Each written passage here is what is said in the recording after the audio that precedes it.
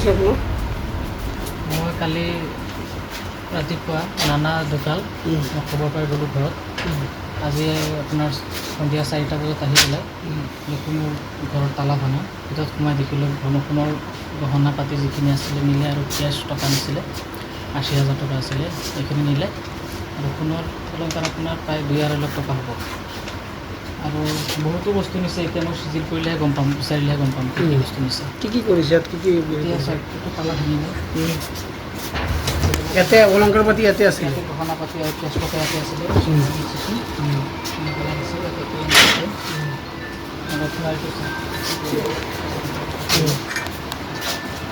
এই গোটেইখিনি অৱস্থা নাই। পেলাই কাপোৰ কানি চব পেলাই মানে যিখিনি আছিলে চব চলাত কৰিছে। যিহেতু যোনটো ডয়াৰ আছিলে, এই ডয়াৰ ভাঙি পেলাই লৈ গ'ল। ইছলামপট্টি মাদ্ৰাছা গলি বুলি কয়। ইছলামপট্টি মাদ্ৰাছা গলি? হয়। এইটো কোন থানা আণ্ডাৰ পৰিছে? এইটো সদৰ থানা আণ্ডাৰত আছে আৰু সদৰ গাঁৱত পোষ্ট। আপুনি কি কৰে? আপোনাৰ নামটো ক'ব? মই অধিবক্তা নবাব কোৰ্টৰ। মোৰ নাম বাহাৰুল ইছলাম।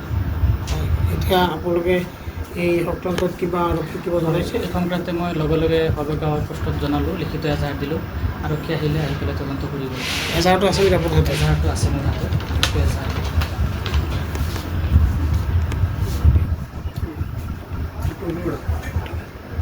সন্দেহ হৈছিল ক'লে ইয়াতে বিভিন্ন এইটোতো দিনে নিশাই নিচাসক্তবোৰ অচিনাকি মানুহ দেখা পোৱা যায় আৰু ওচৰে পাজৰে নিচাসক্ত মানুহ বহুত আছে।